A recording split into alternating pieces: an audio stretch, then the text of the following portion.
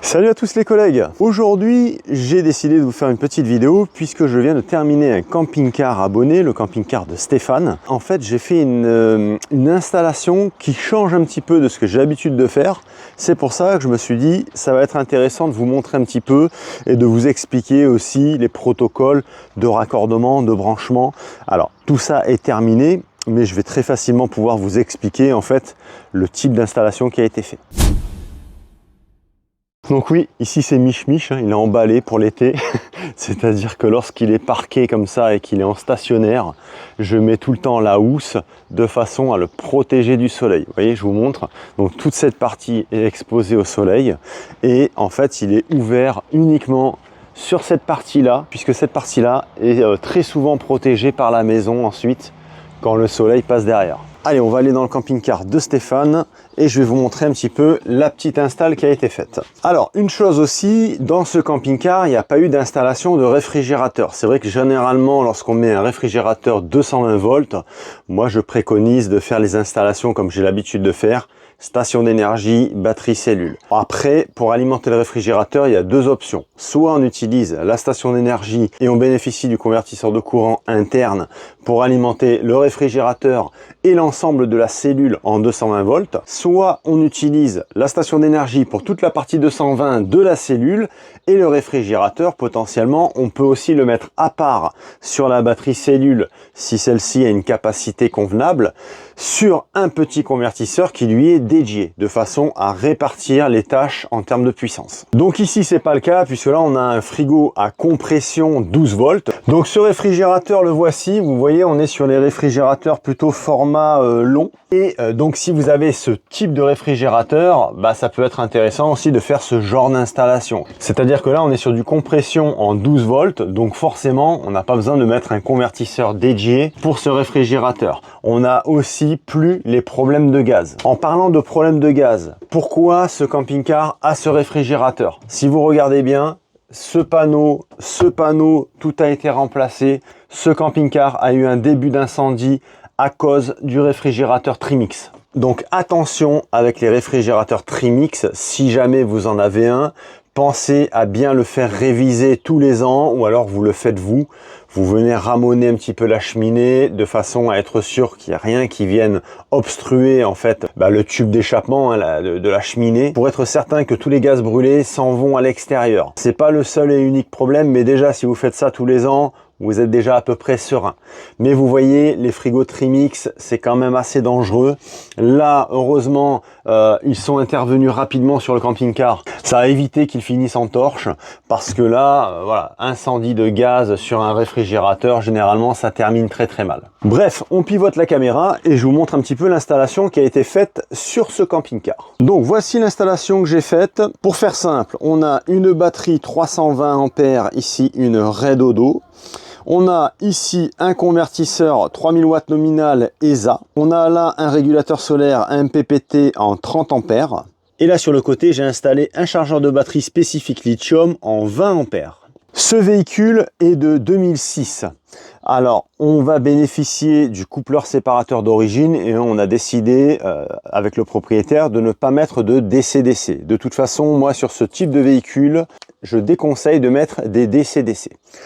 J'en ai un moi sur le mien, on est parti en week-end le week-end dernier et arrivé sur un spot, je sens comme une odeur un peu de chaud. Alors pas de brûlé mais vraiment de chaud. J'ouvre mon local batterie, je mets la main sur le DC-DC qui était brûlant, on aurait pu faire cuire un œuf dessus. Donc voilà, ça a dégagé une très forte odeur.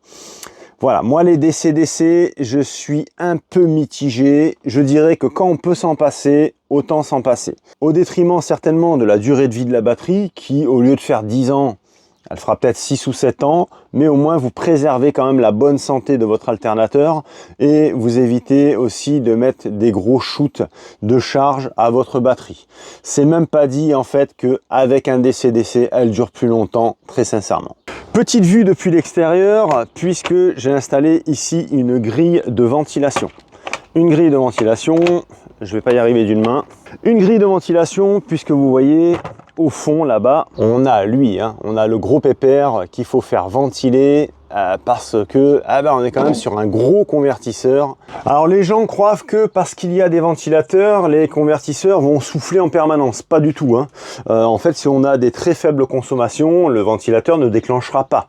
Le ventilateur d'un convertisseur, c'est vraiment en fait quand celui-ci est très sollicité, forcément le ventilo déclenche pour refroidir le convertisseur. Pour piloter ce convertisseur, on a la commande que j'ai déportée ici. Voilà, là on allume, ici on a du jus partout. Le 220 volts est distribué dans la totalité du camping-car par le biais du commutateur 3 positions qu'on a ici. Donc moi je les branche de cette manière, c'est-à-dire position numéro 1 EDF, 0 extinction des feux, il n'y a plus de courant du tout à bord. Et 2, on est sur le convertisseur du véhicule. C'est-à-dire si vous êtes branché sur une borne et que vous êtes resté en position 2 au lieu de 1, vous allez en fait tourner sur votre convertisseur et votre batterie cellule au lieu de tourner sur le réseau EDF. Moi, je préfère passer par un système manuel puisque entre les deux, on a tout le temps un point 0. Donc impossible en fait d'avoir quoi que ce soit comme problème au niveau du convertisseur avec ce système. Oui, parce que j'en vois venir, ouais, maintenant tu as les convertisseurs avec priorité secteur, nanana. Alors ce convertisseur-là a la priorité secteur. Moi, personnellement, je n'en veux pas. J'ai des abonnés qui avaient un ESA avec priorité secteur. Bizarrement, en moins d'un an, le convertisseur a cramé. Alors, est-ce qu'il y a une cause à effet? J'en sais rien. Moi, j'ai beaucoup plus confiance à un bouton qu'à une priorité secteur. De toute façon, tu branches ton camping-car, là tu viens bouger le bouton et même si tu ne le bouges pas, il ne se passera rien. Une priorité secteur, si jamais le relais se réveille une milliseconde trop tard, là ça flambe. Voilà, donc moi je préfère fonctionner manuellement au niveau du convertisseur. Donc je vous remontre encore l'installation. Donc là ce sont mes connecteurs 220 volts pour le commutateur 3 voies. À l'arrière, j'ai mis quand même une boîte de dérive à l'envers pour venir protéger les connecteurs puisqu'on a encore tout cet espace de rangement ici au milieu. Au niveau raccordement et sécurité, on part ici du convertisseur avec du 35 mm². On rentre ici dans un fusible disjoncteur de 300 ampères. Vous voyez là, je vais le faire péter. Voilà, là, il n'y a plus de courant. Et on réarme ici dessous. De là, on repart toujours avec du 35 et on vient ici sur la borne positive de la batterie.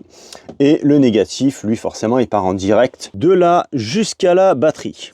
Ensuite, on passe ici de l'autre côté. Donc là, comme on avait pas mal de monde à raccorder, on est passé sur 2 barrettes de distribution 12 volts. Forcément, borne négative, borne positive. Là, ici, j'ai pas retouché, ça c'est de l'origine. Le boîtier EBL est débranché. Donc, il avait été débranché par mon client parce que ce boîtier ne fonctionnait plus en 220 volts. L'alimentation 220 volts d'un boîtier EBL sert essentiellement, principalement, voire uniquement, selon moi, à faire fonctionner le chargeur batterie interne. Le chargeur batterie qui va venir charger votre batterie cellule. Là, on est sur une batterie lithium. Donc, on a préféré mettre un chargeur lithium pour vraiment venir optimiser la charge de cette batterie. On n'a pas de DC-DC. Donc, en fait, la charge par le biais de l'alternateur va se limiter, on va dire, à 13,8 maxi.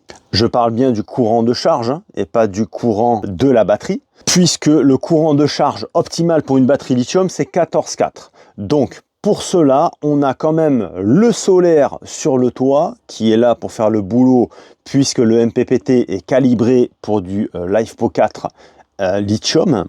Et on a aussi le chargeur de 120 volts lorsqu'on est à l'arrêt et qu'on est raccordé à une borne. Donc le chargeur de 120 volts, lui, est repiqué en fait sur la prise P17, ce qui veut dire que lorsqu'on s'arrête et qu'on branche le véhicule en 220, on a ce chargeur qui vient charger la batterie lithium.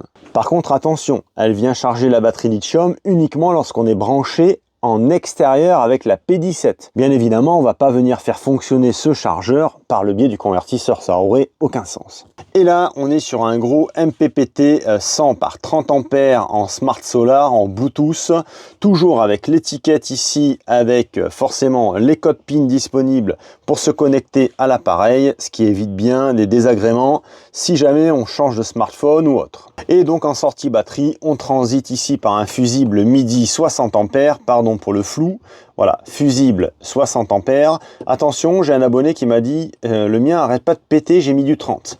Bah 30 ampères, on est trop faible. Hein, généralement, là, on met du 60 ampères sur un MIDI comme ça, et après, on retourne alimenter la batterie. J'espère que je vous ai pas perdu là. Allez, je vais arrêter le convertisseur. Donc vous voyez là, il est en route et il n'y a pas de ventilation, il n'y a rien. Même si on branche des petits consommateurs, bon, bah, il va pas se mettre en route. Hein. Je pense même que si on se fait un espresso, ça suffit même pas à le déclencher. Hein.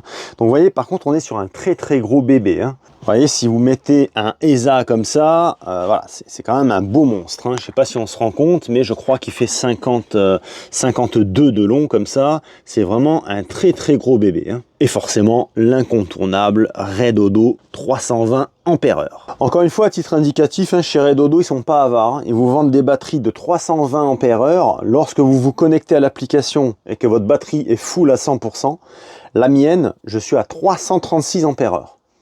Donc j'ai 16 ampères-heure cadeau, donc c'est nickel, en fait elle a plus d'ampères que ce qui est annoncé sur le papier, et ça c'est plutôt pas mal. Donc pour alimenter cette grosse batterie en énergie, eh ben, je vais vous montrer là-haut ce que j'ai installé.